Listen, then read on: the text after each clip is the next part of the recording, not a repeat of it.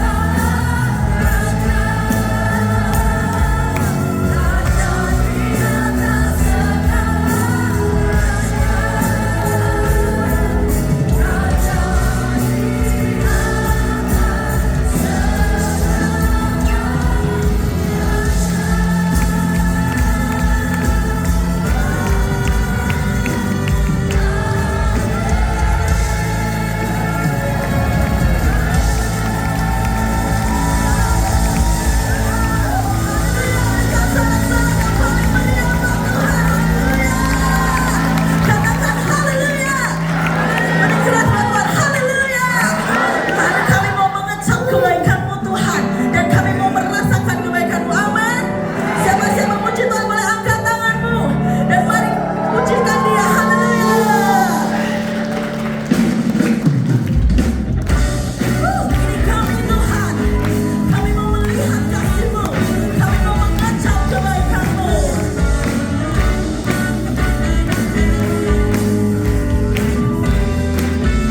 Katakan, kecaplah, kecaplah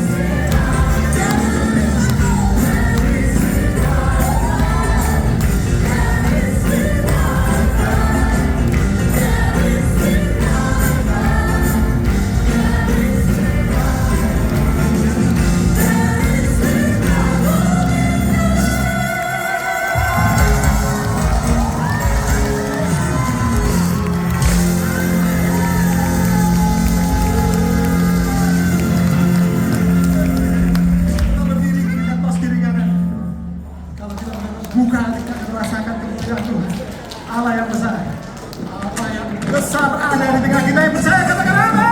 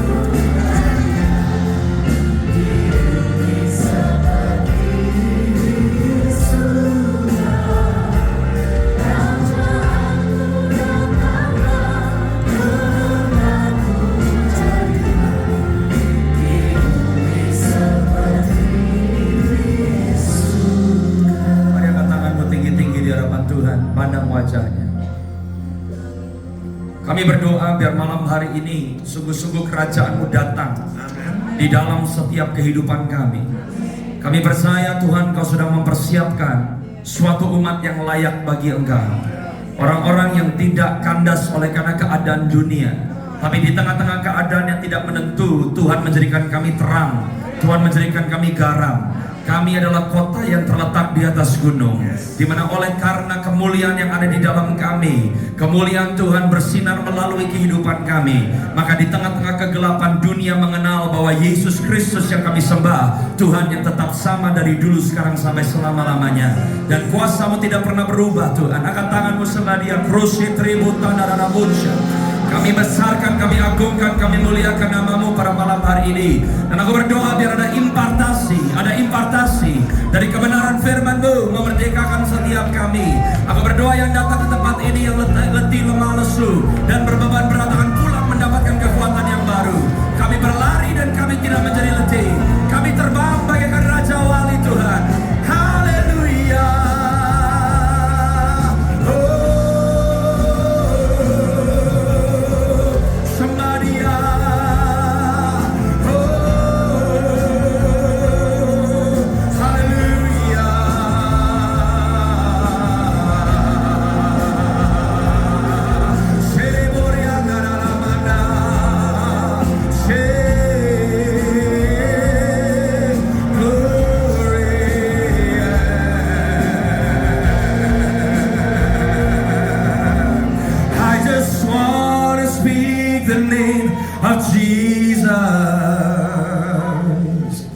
Over fear and all anxiety. Come on, katakan for there is hope and there is. Katakan there is in the name of Jesus. I speak Jesus. Katakan one more time. I just want to speak the name. Oh, I just want to speak the name of Jesus.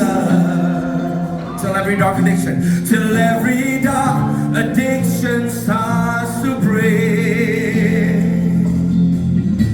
For I know there is peace within your presence. Can I speak? I speak Jesus. Your name is power. Your name is power. Katakan your name is healing. Katakan your name is life. Your name is life. Break every stronghold. Break every stronghold.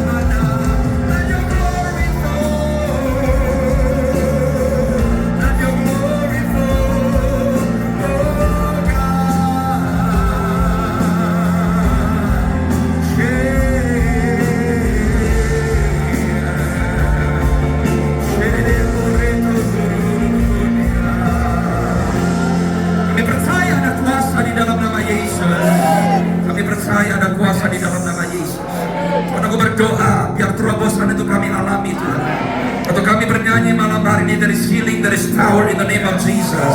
Kami tahu kami tidak memperkatakan perkataan yang mati, tapi apa kami berkata ada realitas, sebab Engkau yang ada di dalam kami jauh lebih besar daripada apapun dan siapapun yang kami hadapi di dalam dunia ini.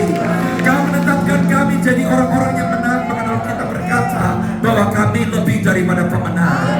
Biar para pemenang Tuhan bangkit di kota Salatiga, biar pemenang-pemenang bangkit di kota Salatiga.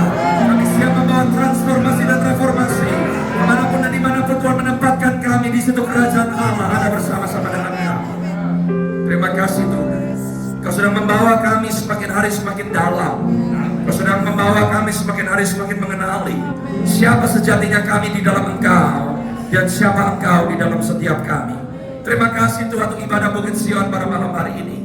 Terima kasih kalau ada orang-orang dari gereja lintas Sinode Bakat berkumpul bersama-sama di tempat ini. Kami bersyukur bahwa kami disatukan oleh karena darah anak domba. Dan kami berdoa biar kebangkitan tubuh Kristus terjadi di wilayah ini.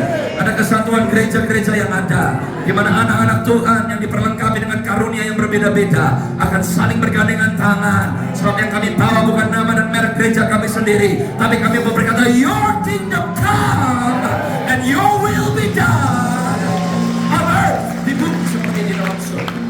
Terima kasih ya Tuhan. Roh Kudus, Engkau yang memberikan kepada kami hikmat dan wahyu, supaya kami mengerti dan menangkap apa yang ada di dalam hati dan pikiran Tuhan. Kami berdoa biarlah telinga kami mendengar pada malam hari ini, mata kami jeli untuk melihat pada malam hari ini, dan hati dan pikiran kami menangkap apa yang Roh Kudus mau katakan kepada kami gereja. Kami percaya Tuhan, Engkau yang sudah melakukan pekerjaan yang dahsyat, yang baik, yang luar biasa di dalam kehidupan setiap kami. Tuhan setia untuk membawa kami sampai di garis akhir. Terpuji namamu dari kekal sampai kekal selama-lamanya, di dalam nama Tuhan Yesus Kristus. Saudara yang siap untuk menerima kebenaran firman pada malam hari, mari sama-sama dengan saya katakan, kamu berikan tepuk tangan yang meriah bagi Tuhan. Katakan haleluya, katakan haleluya. Saudara dulu dalam hadirat Tuhan, saudara. Oh, glory to Jesus. Berapa banyak dari saudara yang bersyukur ada di dalam rumah Tuhan pada malam hari, lambaikan tangan saudara. Saudara, saya berdoa malam hari ini saudara semua akan pulang dibekali. Ini adalah kali yang pertama saya melayani di kota Salatiga, dan kali yang ketiga saya ada di kota Salatiga. Tapi saya bersyukur untuk kesempatan yang diberikan. Saya percaya saudara semua yang datang haus dan lapar akan Tuhan akan selalu dipuaskan di dalam hadirannya. Amin. Saya tahu bahwa hujan sangat deras di luar, tapi meskipun hujan, api semangat yang ada di dalam kita, Tuhan sedang bekerja. Dan saya percaya saudara dan saya malam hari ini, kebenaran firman yang kau dengar, kau bawa pulang untuk membawa terobosan di dalam kehidupan saudara masing-masing. Amen. Saya gak perlu diiringi Pastor, terima kasih banyak. So Pastor can rest. Mari buka firman Tuhan bersama-sama dengan saya dari Lukas pasal yang pertama, ayat yang ke-17. Saya akan mulai di situ terlebih dahulu. Sebelum hari ini saya akan sampaikan kepada saudara, saya percaya Tuhan sedang melakukan sesuatu yang baru dan sesuatu yang berbeda akan terjadi di hari-hari ke depan. Saudara, gereja tidak akan sama lagi. Dan saya sedang mendengungkan pesan yang saya bawa, bahwa gereja Tuhan akan mengalami perubahan yang signifikan selama 2 tahun ke depan. Yang bisa digoncangkan akan digoncangkan, tapi anak-anak Tuhan, gereja Tuhan pribadi lepas pribadi, gereja-gereja korporat yang dibangun di atas kerajaan yang tidak bisa digoncangkan, saudara dan saya akan tetap berkemenangan di hari-hari ini. Amin. Sebab saudara dan saya harus mengerti bahwa orang percaya diselamatkan bukan hanya masuk ke dalam surga. Saudara dan saya harus sadar bahwa manusia diciptakan di planet yang namanya bumi. Manusia tidak diciptakan di surga. Tapi sekarang orang terima Yesus hanya sebatas supaya bisa masuk surga.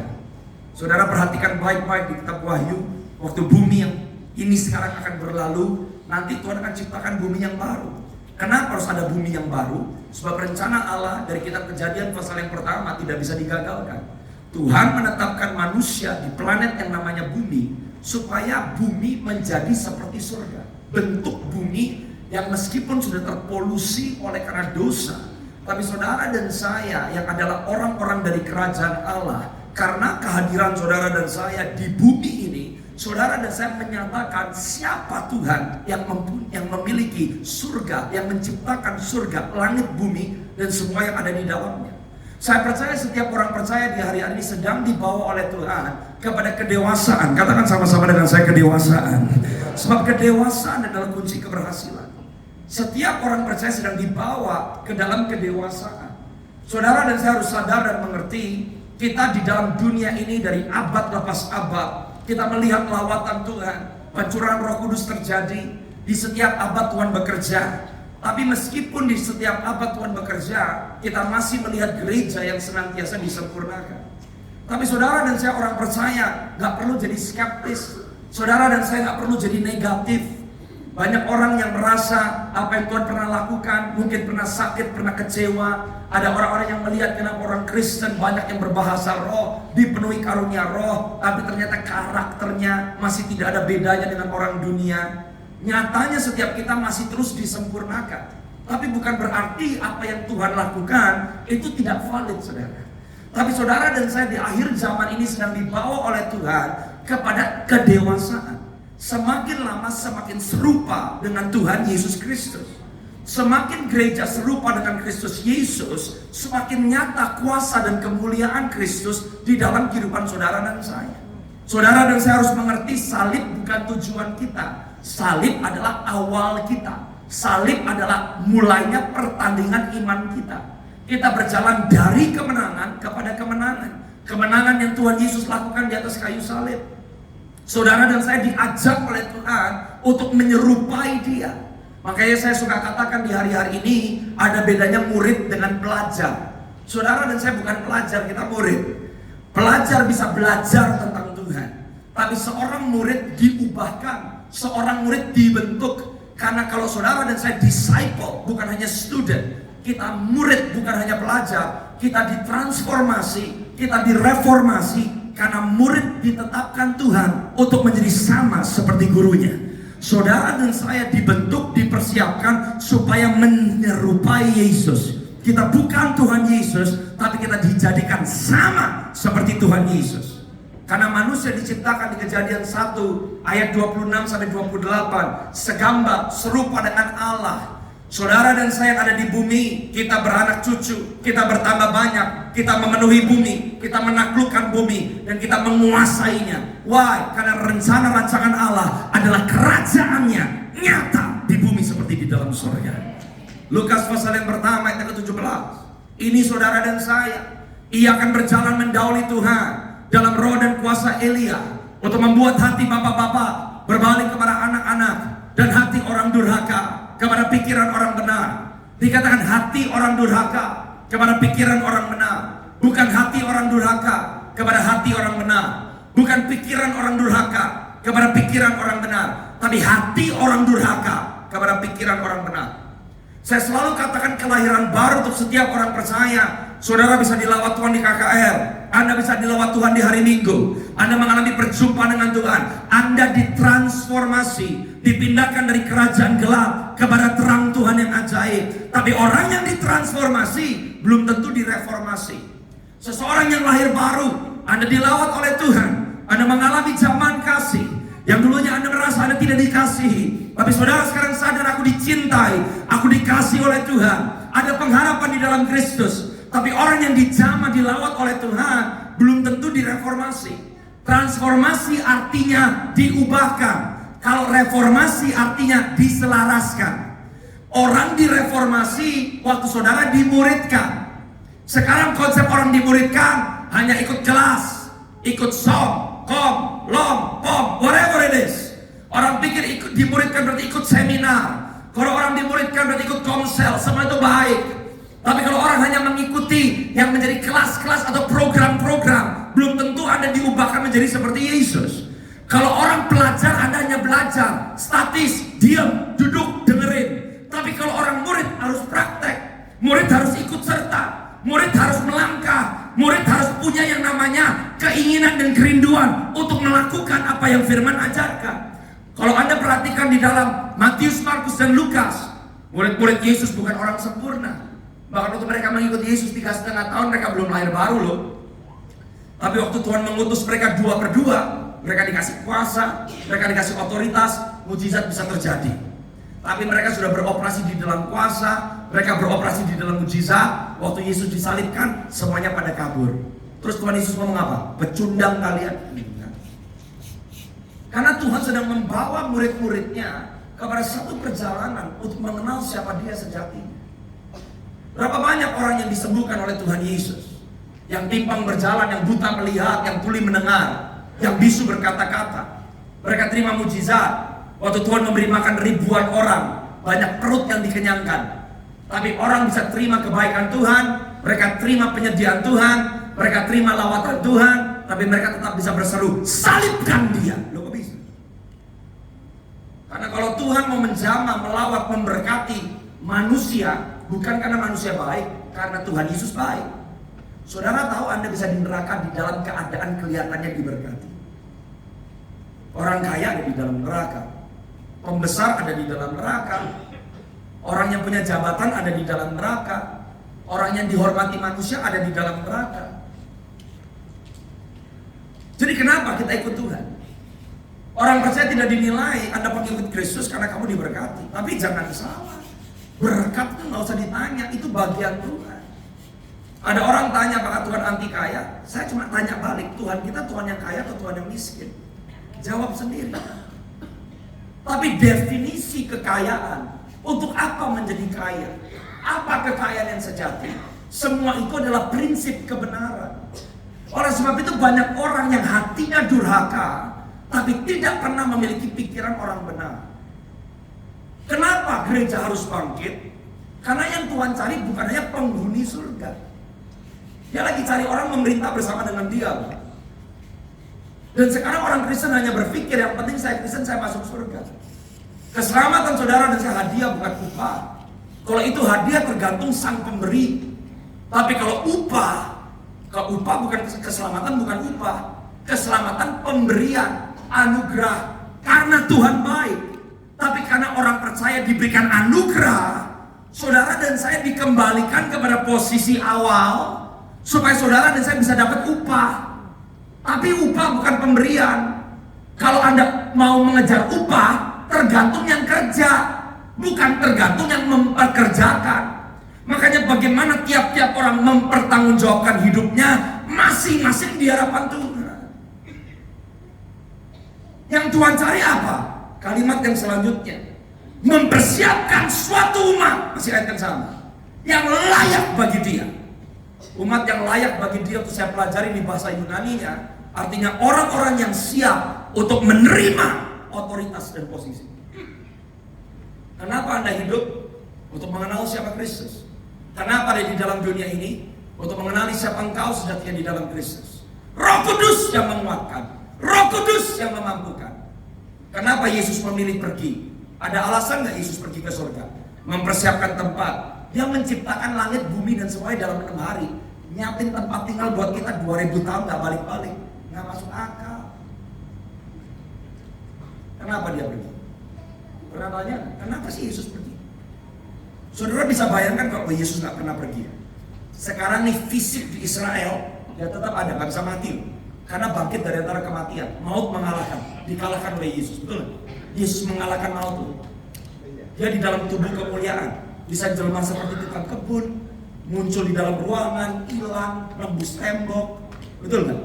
Belum mati aja bisa jalan di atas air, apalagi di dalam tubuh kemuliaan. Saudara pernah tanya nggak, kenapa Yesus pergi? Jawabannya cuma satu. Dia bilang sama murid-muridnya, lebih baik aku pergi supaya kamu terima janji Bapa. Apa itu janji Bapa? Siapa janji Bapa? Roh Kudus. Roh Kudus bukan pelengkap. Kayak opsi, ada atau nggak ada, no problem. You must have the Holy Spirit. Sebab tanpa Roh Kudus kamu nggak bisa kenal Tuhan. Kenapa saudara dan saya diberikan Roh Kudusnya? Karena yang Tuhan rindu kita dijadikan sama seperti Dia. Bayangin ya, Yesus Kristus kalau ada di dunia hari ini di Israel, satu dunia takluk. Kerajaan mana yang bisa ngalahin Dia? Pemimpin dunia terhebat Anda bisa sebutkan yang mencoba menguasai dunia, berpuluh-puluh tahun memerintah, hari ini semua kerajaannya hilang. Yesus Kristus Tuhan kita cuma 3,5 tahun di bumi, tapi kerajaannya bukan nyusut, tapi makin menyebar. Lo kok bisa?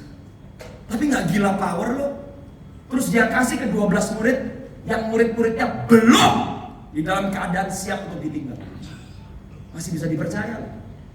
Lebih baik aku pergi supaya kamu bisa melakukan yang menjadi kehendak Bapakku, supaya waktu aku dipermuliakan, kamu juga dipermuliakan bersama dengan aku. Kok bisa ya Yesus gak gila power? Hidup itu bukan masalah berapa lama kita hidup, tapi hidup itu melakukan kehendak Bapa.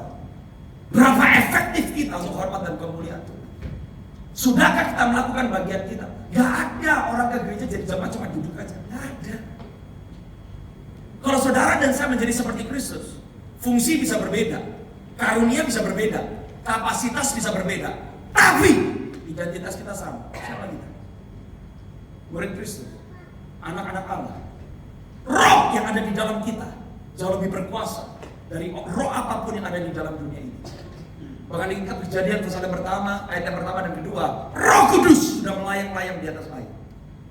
Roh Kudus bukan opsi. Kenapa Yesus mati di atas kayu salib? Supaya rohnya bisa tinggal di dalam kita. Dia jadikan tubuh kemah jasmani ini baitnya, karena dia rindu menyatakan kemuliaan kerajaannya di bumi seperti di surga. Di tengah-tengah kegelapan, saudara dan saya dijadikan Tuhan sebagai jawaban. Yang mengerti katakan amin. Sebab saudara dipersiapkan untuk menjadi umat yang siap untuk dipercaya, terima otoritas, memerintah bersama Dia selama-lamanya. Saya selalu katakan saudara, Anda bisa ada di Indonesia, Anda di Kepulauan Sulawesi, Anda di Sumatera, Jawa Timur, Jawa Barat, di Jawa Tengah, Anda sudah di Indonesia. Tapi kamu di Indonesia belum tentu kamu masuk ke istana negara. Demikian pula orang yang mentalnya cuma yang penting masuk surga. Pertanyaan saya, kamu di surga ngapain? Nyanyi seumur hidup? Bosan saudara? Gak ada orang di surga kuntang-kuntung nyanyi seumur hidup. Memerintah. Tapi Yesus gak mungkin memerintah dengan anak-anak. Yesus gak mungkin memerintah dengan orang-orang yang gak pernah tahu isi hati dan pikirannya. Bagaimana Anda bisa ada di istana negara, dikenal dan mengenal sang presiden? Kenapa orang percaya diajak untuk jadi murid, untuk mengikuti kemanapun dia pergi, supaya waktu dia dipermuliakan, kita dipermuliakan bersama-sama dengan dia. Jangan jadi orang Kristen yang hanya puas masuk ke surga. Saudara dan saya ditebus, yang ditebus bukan tempat, yang ditebus kehidupan kita loh. Dan dia mau kita untuk ada bersama-sama dengan dia. Oleh sebab itu dia sedang mencari orang-orang yang dewasa secara rohani, orang-orang yang melakukan kehendak Bapaknya yang ada di dalam surga. Dan selama saudara dan saya hidup di bumi ini, Anda harus berfungsi. Tadi saya ditanya, kenapa menurut pastor setuju nggak ada pertemuan oikumene seperti ini? No problem. Yang penting setiap pertemuan ada fungsi dan tujuannya. Saudara di gereja lokal saudara ada tujuannya. Saudara nggak akan di gereja lokal saudara seumur hidup, buat apa? Saudara punya keterampilan yang berbeda. Saudara pengusaha, bisnismen, Anda dokter, Anda lawyer, Anda ibu rumah tangga. Bedanya sama pendeta cuma fungsinya, identitasnya sama. Siapa? Kekasih Kristus, hamba-hamba Tuhan. Dan kemanapun saudara pergi, kita membawa misinya Yesus. Apa misinya Yesus? Nyembuhin yang sakit, melepaskan yang terbelenggu, menyatakan kerajaan Allah, bawa orang untuk kenal siapa dia. Mau pendeta, kayak mau dokter, mau ayah, mau ibu, suami, istri, pedagang, tukang bakso, whatever your function, fungsi saudara. Tapi misi kita sama. Gak ada orang merasa, oh saya bukan pendeta, saya gak bisa doain orang sakit, saya gak bisa nginjil, saya cuma jemaat. Gak ada jemaat duduk aja diam aja. Gak ada polanya di dalam Alkitab. Orang-orang yang ada di dalam gereja lokal dengan karunia dan jawatan yang berbeda, memperlengkapi dan membangun tubuh Kristus. Tapi kalau saya merasa saya lebih hebat dari saudara karena saya pendeta, saya sudah disesatkan loh saudara. Karena saya bisa khotbah dan tetap ada di dalam neraka loh. Karena kekristenan saya bukan khotbah saya, kekristenan saya bukan karunia saya, tapi bagaimana saya menjadikan Yesus yang pertama dan yang utama. Kalau saudara ngerti ini, saudara kan sadar hidup ini gak bisa nyenengin semua orang, dan gak semua orang kan suka sama kita. As long kita mempertanggungjawabkan hidup ini di hadapan Tuhan, saudara dan saya sampai ke tujuan akhir. Itu yang menjadi kehendak Tuhan buat kehidupan saudara dan saya. Yang mengerti katakan amin, saudara. Saudara dan saya punya background yang berbeda-beda. Kita punya latar belakang yang berbeda-beda. Tapi saudara dan saya harus mengerti, selama saudara hidup di zaman saudara, saudara punya peran yang sangat penting. Dan lawatan Allah akan terjadi di depan. Dan dia sedang mencari orang-orang yang dewasa. Katakan sama-sama dengan saya, dewasa. Yang bisa menyatakan kemuliaannya, greater glory sekali. Jadi di tengah-tengah ketidaksempurnaan zaman, dia sedang menyempurnakan gerejanya. Dan apa yang dia janjikan di dalam firman-Nya akan digenapi di hari ke depan. Setiap orang percaya sedang terima ajakan. Kamu mau nggak partisipasi? Kamu mau nggak ambil bagian di dalam rencana Allah yang besar untuk kehidupanmu? Tolong dibuka sama-sama dengan saya. Matius pasal yang ke-25, ayat yang ke-14. Saya akan mulai di sini, saudara. Saya dengan cepat mau share sama saudara pada malam hari ini. Saudara dan saya dipersiapkan menjadi suatu umat yang layak. Anda dan saya harus mengerti, setiap hidup kita harus berfungsi. Jangan sampai Anda beralasan, jangan sampai Anda kandas. Apalagi orang percaya, Anda kecewa karena pendeta, kecewa karena gereja. Orang lain bisa memperlakukan kita seperti apapun. Kita tidak bisa mengendalikan perasaan dan perbuatan orang lain. Tapi bagaimana saudara mempertanggungjawabkan perbuatanmu, perkataanmu, hidupmu, masing-masing kita harus bertanggung jawab. Yang mengerti katakan amin. Hari ini saya mau kasih landasan buat saudara dan saya, bahwa orang yang dewasa, Anda pasti menyenangkan hati Tuhan. Karena Anda dewasa rohani, Anda punya pikiran yang berubah. Dan setiap orang percaya harus berfungsi. Karena hidup ini bukan pemberian. Hidup adalah kepercayaan. Kalau hidup pemberian, terserah Anda sudah diberi, Anda mau memperlakukan hidupmu seperti apa. Masalahnya hidupmu bukan pemberian, hidupmu kepercayaan. Di dalam Kristus, karena hidup kita seharusnya di dalam neraka, dibeli. Kalau itu dibeli, berarti hidup ini bukan milik kita lagi, betul kan ya? Tapi saudara dan saya diizinkan hidup oleh orang yang membeli kita. Dan yang beli kita bukan juragan, Bapak. Tapi dia ajarkan kita bagaimana kita harus mempertanggungjawabkan. Jadi seperti dia, Yesus pun hidup di dunia melakukan kehendak Bapaknya. Dan dia kasih contoh bagaimana aku hidup modelin. Supaya waktu aku dipermuliakan dengan Bapakku, kamu pun dipermuliakan bersama-sama dengan aku. Hari ini saya mau setiap saudara mengerti, that's your destiny. Destiny saudara bukan hanya menghuni saudara. Destiny saudara memerintah bersama Yesus selama-lamanya. Yang mau dan mengerti katakan amin. Saudara tahu nggak kata oikumene itu artinya apa? Menghuni dunia. Kata oikumene sekarang suka dipakai kesatuan tubuh Kristus. Tapi kata oikumene, kata dasarnya adalah kata oikos, keluarga. Saudara dan saya adalah keluarga kerajaan Allah. Berarti saudara itu punya warisan. Dan kalau Anda dipercaya warisan, Anda harus bisa dipercaya dengan yang namanya wewenang. Siapa yang dipercaya wewenang? Anak yang dewasa. Karena hanya orang yang dewasa bisa dipercaya dengan otoritas. Saudara harus mengerti otoritas bukan pemberian, otoritas kepercayaan. Karena otoritas kita bukan otoritas kita sendiri. Otoritas Tuhan yang memberikan, mempercayakannya kepada kita. We move in the authority of His name. Yesus dipercaya dengan otoritas Bapaknya, bukan otoritasnya dia.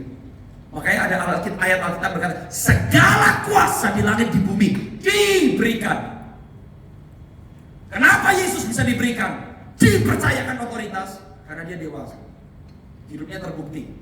Sampai titik darah penghabisan, dia melakukan kehendak Bapaknya yang ada di dalam surga. Dunia semakin dewasa, semakin independen dari Bapaknya. Anak-anak kerajaan Allah semakin dewasa, semakin bergantung saudara kepada Bapak. Beda, bukan semakin independen.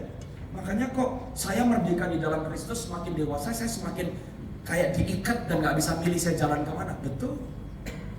Karena kedewasaan di dalam Kristus bukan semena-mena kita bisa bebas melakukan apapun yang kita mau.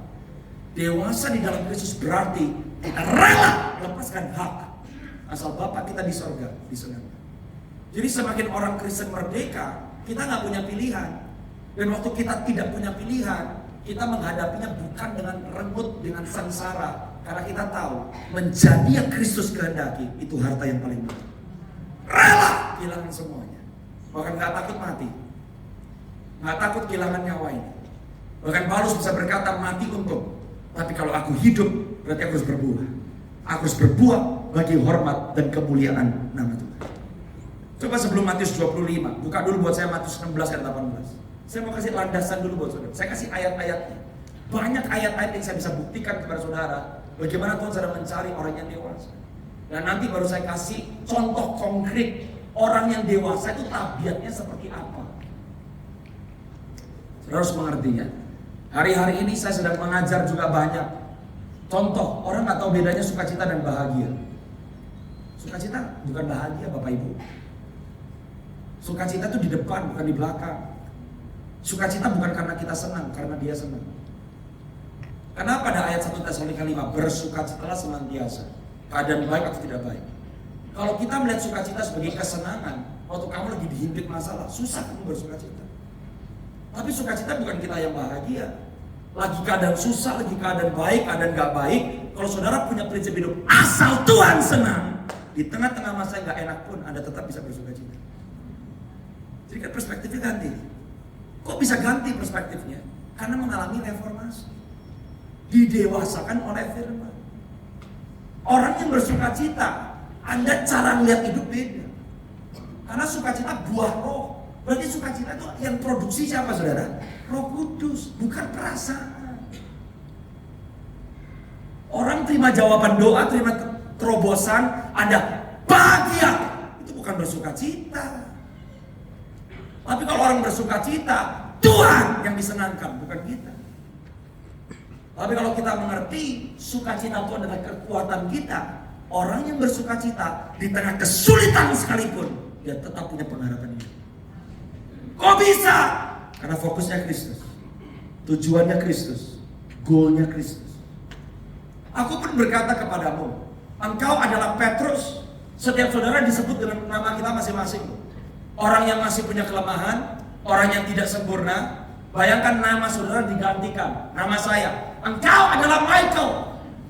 Orang gak sempurna, bisa gagal. Beberapa ayat setelah ayat 18 Tuhan menghadik Petrus. Enyah, mundur setan. Petrus bilang kamu gak akan disalib. Dijauhkan daripadamu Tuhan kamu disalib.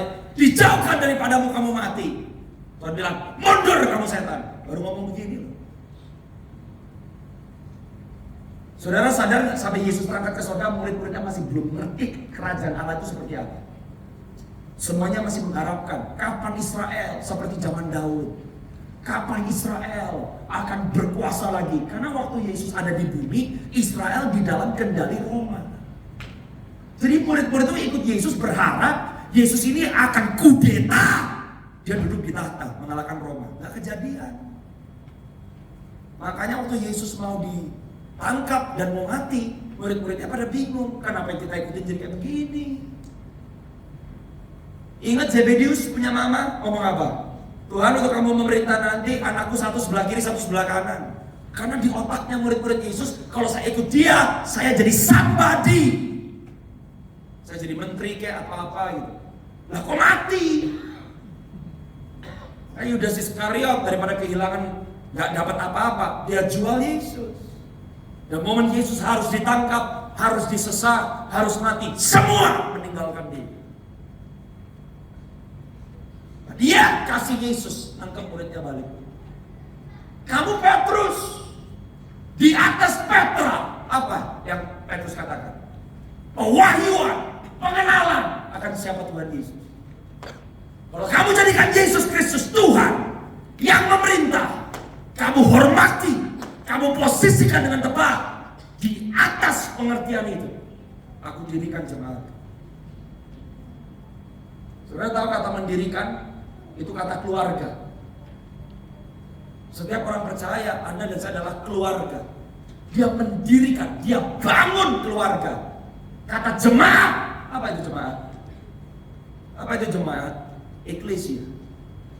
Perwakilan surga di bumi. Orang yang lemah, orang yang butuh kasih karunia, orang yang gak sempurna. Tapi kalau saudara memosisikan Kristus dengan benar, saudara dan saya warga kerajaan Allah, ada bagian dari rumah Allah, tapi saudara perwakilan surga di bumi. Loh, ngapain kalau saudara dan saya mengerti otoritasnya yang semakin dewasa? Allah maut, kalau bahasa Inggrisnya saya lebih suka, pintu gerbang maut, gak bisa menguasai. Tapi sekarang orang Kristen kan banyak yang bertahan kan, Tuhan jangan sampai dijebol setan, jangan sampai keluarga saya Tuhan, bisnis morat marit Tuhan, tolong. Pintu gerbang maut loh. Kalau ini pintu gerbang maut, di dalamnya pintu gerbang siapa saudara? Neraka. Pintu gerbang maut tidak bisa menahan. Saudara ngerti otoritasmu? Pintu gerbang maut ada terobos. That's your destiny, berkemenangan. Gak nyesel, saya lahir di keluarga seperti ini, papa saya dulu begini, keuangan saya begini. No, di dalam Kristus yang ngerti otoritasnya, jadi dewasa. pintu gerbang maut, Anda terobos, Anda bawa jiwa-jiwa kenal siapa Tuhan. Lewat apa yang Tuhan percayakan dalam hidupmu. Orang Kristen yang paling kasihan adalah orang Kristen yang mengasihani dirinya sendiri. Karena kamu gak ngerti kamu siapa. Dan saya berdoa saudara dan saya mau bangkit dan mempersiapkan diri.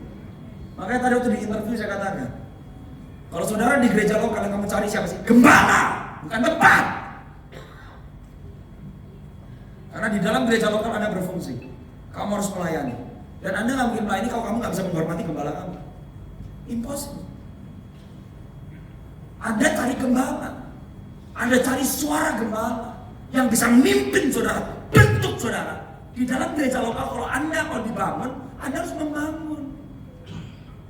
Jadi kalau belum melayani, mau Kristen puluhan tahun, mohon maaf, Anda tidak akan pernah jadi dewasa.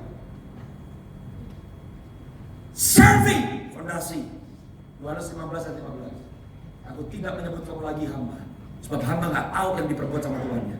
Anda mau semakin dalam dengar suara Tuhan, mau tahu kehendak Tuhan, step awal melayani. Kamu enggan melayani, kamu nggak bisa dipercaya dengan rahasia.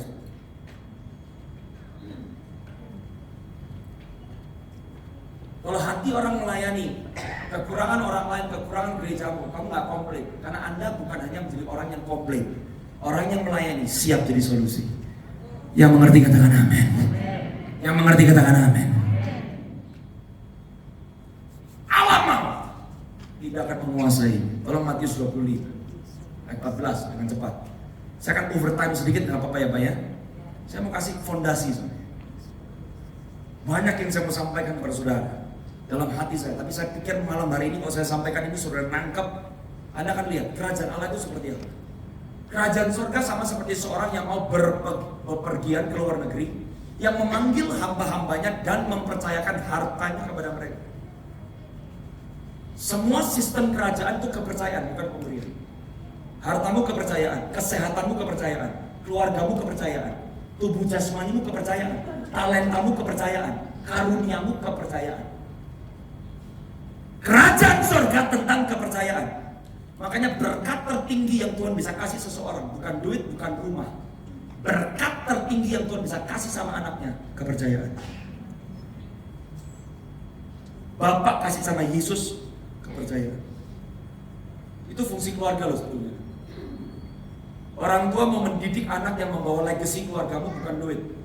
Kamu bisa warisin bisnismu yang udah dibangun 4 generasi. Anakmu gak punya watak yang dewasa. Anakmu punya tabiat yang menghambur-hamburkan uang. Bisnis 4 generasi bisa habis. Trust is the highest currency of the kingdom. Ayat yang berikutnya, ayat 15 dan selanjutnya. Yang seorang diberikannya 5, yang seorang 2 talenta, yang seorang 1. Masing-masing menurut kesanggupannya. Lalu ia setiap yang dipercayakan Tuhan dalam hidup saudara, Tuhan tahu Anda sanggup. Tidak ada satupun kepercayaan yang diberikan di luar dari kesanggupan saudara. Hati. Semua kepercayaan berdasarkan kesanggupan. Anda harus mengerti talenta beda sama rupiah. Kalau di zaman itu talenta bukan berapa banyak, berapa berat talenta. Hidup yang berguna dan yang berbobot bukan berapa banyak yang kamu lakukan, berapa berat hidupmu, berapa dalam hidupmu, berapa berdasarnya saudara di dalam kebenaran firman. Yang dicari oleh itu adalah bobot hidup. Hebat ya, dia kasih perumpamaan talenta dari ribuan tahun yang lalu, tapi ada makna spiritual yang dalam. Kapasitas kita bisa berbeda. Ada kapasitas 5 sampai 10, mau sampai kapanpun dilihat yang 10 pasti lebih besar dari yang 5. Tapi yang dilihat oleh Tuhan bukan berapa lebar, berapa besarnya, berapa berat hidupmu, bobot yang kamu bawa, karakter Kristus yang kamu bawa, hati Tuhan yang kamu bawa. Ayat yang selanjutnya, ini bedanya nih saudara. Kalau orang yang dewasa, Anda dikasih kapasitas yang berbeda-beda, Anda dikasih kemampuan yang berbeda-beda. Nanti saya mau kasih lihat sama saudara. Sebetulnya yang paling untung yang 1 talenta. Lebih gampang. Kenapa saya bilang yang 1 talenta paling beruntung? Karena yang 5 dan yang 2 yang 1 upahnya sama. Betul? Yang paling gampang yang 1, bukan yang 5. Tapi yang dikasih keringanan dan karunia yang paling mudah, menyia-nyiakan karunia yang Tuhannya kasih. Apa sih ciri khas orang yang dewasa? Segera pergi hamba yang menerima 5 talenta. Orang yang dewasa segera, katakan sama-sama dengan saya, segera. Orang yang dewasa tidak menunda-nunda melakukan kehendak Tuhan. Kamu nggak nunda, segera. Yang 5 talenta melakukan apa yang diminta oleh tuannya. Apa sih yang dia lakukan? Ia menjalankan. Di bahasa Yunani kata menjalankan, kerja. Saudara tahu pekerjaanmu itu ilahi? Ada orang berkata, kalau saya nggak di gereja, saya kerja kayaknya saya cinta duit. Tinggalin kerjaanmu. Siapa bilang kamu bekerja itu mencari hal-hal yang duniawi? Kalau saudara dan saya bekerja karena apa yang saudara dipercayakan oleh Tuhan, lewat hartamu, keterampilanmu, Anda beri yang terbaik. Anda kasih makan orang miskin, Anda membangun komunitas kerajaan Allah, Anda memberkati kota, Anda memberkati anak-anak muda. Pekerjaanmu itu sangat rohani. Sebab kerohanian bukan masalah apa yang kamu kerjakan, tapi kerohanian bicara tentang buat siapa kamu kerjakan yang kamu kerjakan.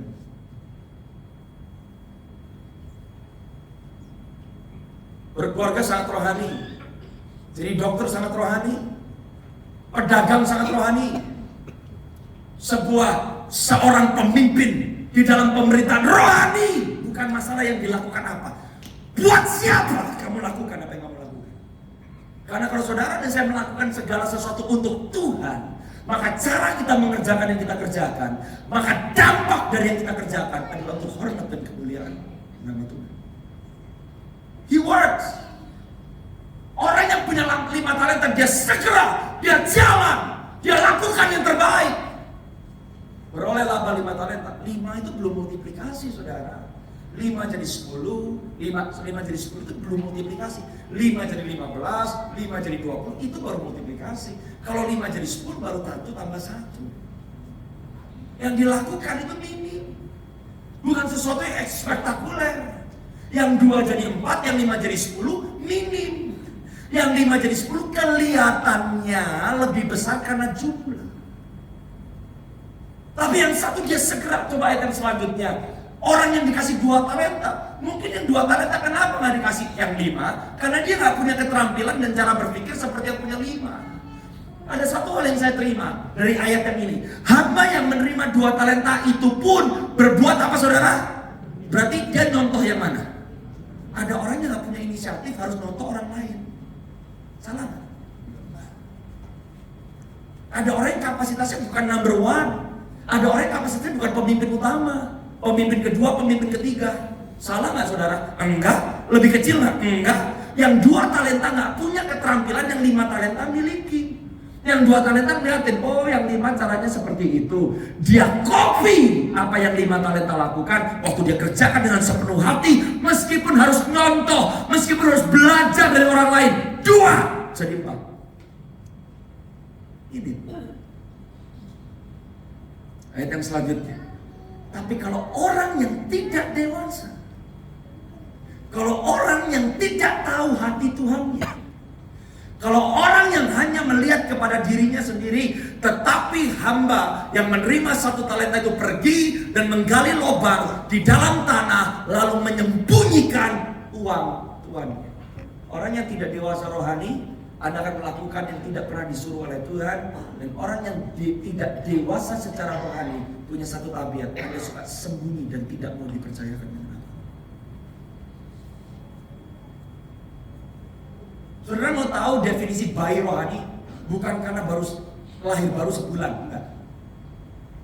Dan nggak bisa Anda berkata, saya sudah pernah tua di gereja, saya sudah di gereja puluhan tahun, saya pasti dewasa. No! Orang yang dewasa rohani ada di tempat yang tepat, melakukan hal yang tepat, di tengah-tengah orang yang tepat, dan apa yang kau lakukan dibuat Tuhan berbuah dan berhasil. Mau sampai kapanpun yang 2 bandingkan dengan yang 5 pasti beda. Tapi berapa banyak kita seringkali mengecilkan diri kita sendiri. Kenapa? Saya nggak seperti orang itu. Orang itu lebih bagus dari saya, jangan saya. Salah loh mentalitas seperti itu. Karena you do it for God. Dengan apa yang ada di tanganmu. Orang yang dewasa rohani bisa dipercaya dengan apa yang sudah dipercayakan. Sebab Tuhan tidak pernah meminta pertanggungjawaban dengan apa yang tidak pernah dipercayakan kepada saudara. Dan setiap kita sudah dipercaya. Saudara di keluargamu, kamu dipercaya. Tinggal di Salatiga, Anda dipercaya. Jadi orang Indonesia, Anda dipercaya. Apapun yang saudara sekarang miliki di dalam Kristus, itu kepercayaan Tuhan yang mengerti, katakan amin. Jangan sampai Anda sembunyi gali lubang. Emang gali lubang gak butuh tenaga? Orang yang tidak dewasa rohani akan lakukan hal yang salah di waktu yang salah bersama orang yang salah. Dan apa yang Anda lakukan tidak membuahkan hasil apa? Bukan karena gak bisa. Nanti saya mau kasih tahu sama saudara kenapa yang satu talenta gagal. Karena dia benci sama Tuhan. Saudara tahu kalau orang Kristen tidak berfungsi dan kita tidak menjadi dewasa dan kita tidak melakukan kehendak Bapa, kita sedang benci Tuhan. Ayat yang selanjutnya. Lama sesudah itu pulanglah Tuhan hamba-hamba itu, lalu mengadakan perhitungan. Katakan sama-sama dengan saya perhitungan. Katakan sama-sama dengan saya perhitungan. Waktu Tuhan kembali, apakah dia akan lakukan? Perhitungan. Setiap hal yang dipercayakan, dia mintakan perhitungan.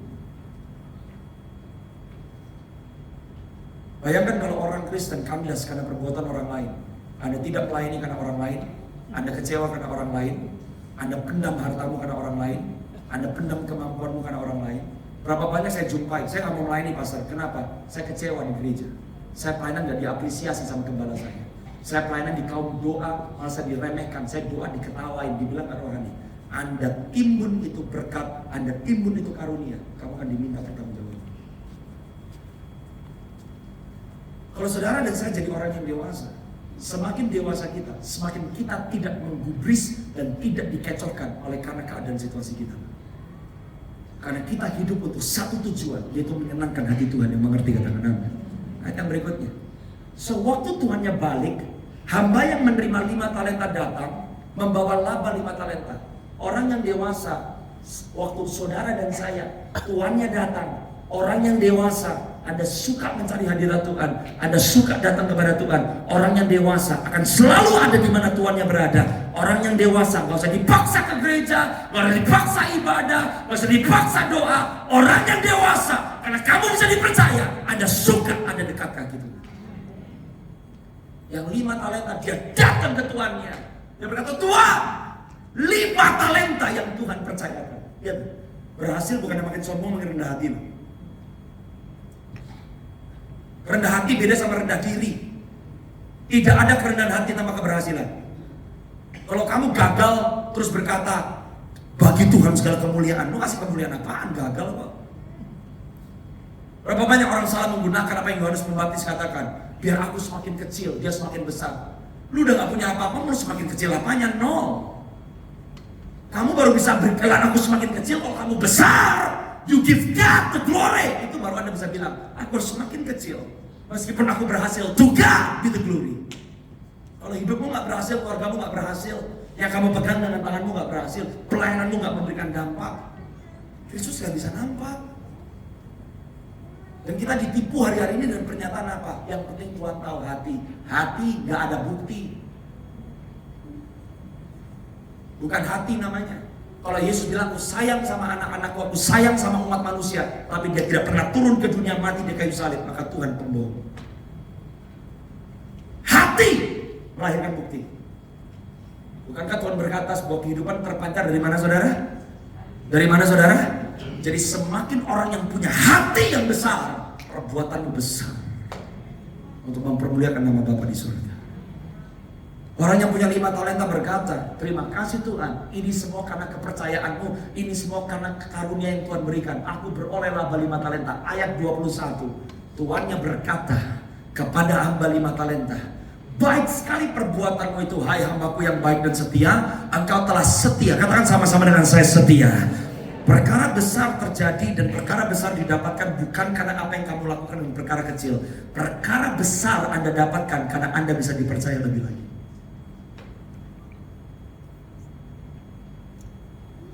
Perbuatannya baik, baik. Tapi yang diukur apa saudara? Setia. Katakan sama-sama dengan saya, setia. Yang diukur kesetiaan bukan kapasitasnya.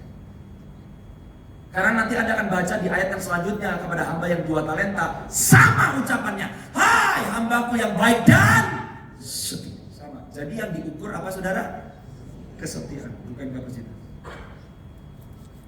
Karena engkau telah bisa dipercaya dengan perkara kecil, aku akan memberikan kepadamu apa saudara? Tanggung jawab. Berkat terbesar, tanggung jawab. Aku akan berikan tanggung jawab dalam perkara yang besar.